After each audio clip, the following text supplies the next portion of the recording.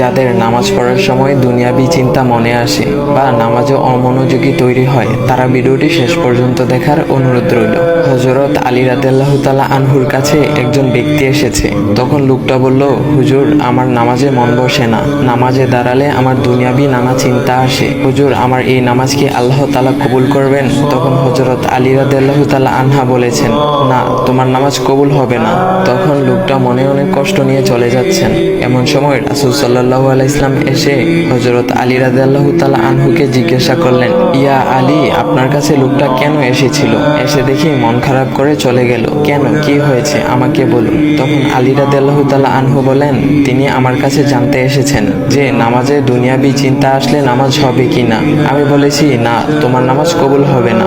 রাসূল সাল্লাল্লাহু আলাইহি ওয়াসাল্লাম তখন বলেন, ইয়া আলী, আপনাকে আমি একটা চাদর উপহার দিতে চাই, তবে একটা শর্ত আছে। আলী রাদিয়াল্লাহু তাআলা আনহু খুশি হয়ে বলেন, ইয়া রাসূলুল্লাহ, কি শর্ত তা বলুন, আমি আপনার সকল শর্ত মেনে নিব।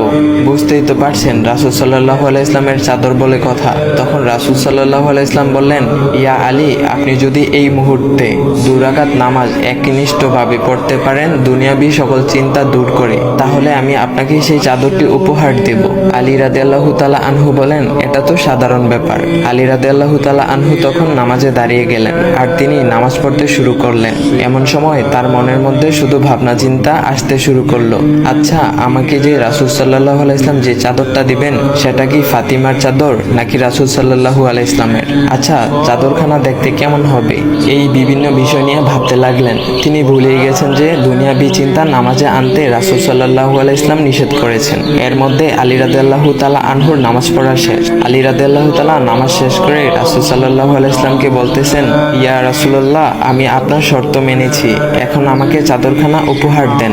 রাসূল সাল্লাল্লাহু আলাইহি ওয়াসাল্লাম বলেন, ইয়া আলী, আপনি কি একনিষ্ঠভাবে দুনিয়াবি চিন্তামুক্ত ছাড়া 2 রাকাত নামাজ পড়েছেন? তখন আলী রাদিয়াল্লাহু তাআলা আনহা মুচকি হেসে বললেন, না ইয়া রাসূলুল্লাহ, আমি আপনার চাদর নিয়ে অনেক কিছুই ভেবেছি।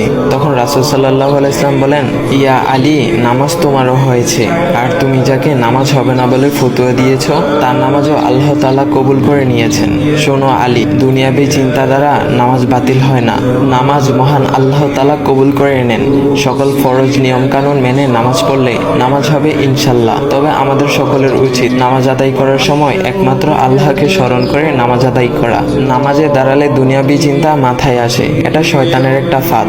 আল্লাহ তাআলা আমাদের সকলকে শয়তানের কুমন্ত্রণা থেকে হেফাজত রাখুক এবং সঠিকভাবে মনোযোগের সাথে নামাজ আদায় করার মতো তৌফিক দান করুক। সবাই বলি আমিন। চাইলে ভিডিওটা আপনি অন্যদের কাছে শেয়ার করতে পারেন, এতে অন্যদের ভুল ভ্রান্তিগুলো দূর হবে। তো গাইস, এমন ইসলামিক ভিডিও পাওয়ার জন্য ভাইয়ের আইডিটা ফলো করে দিয়ে যাও।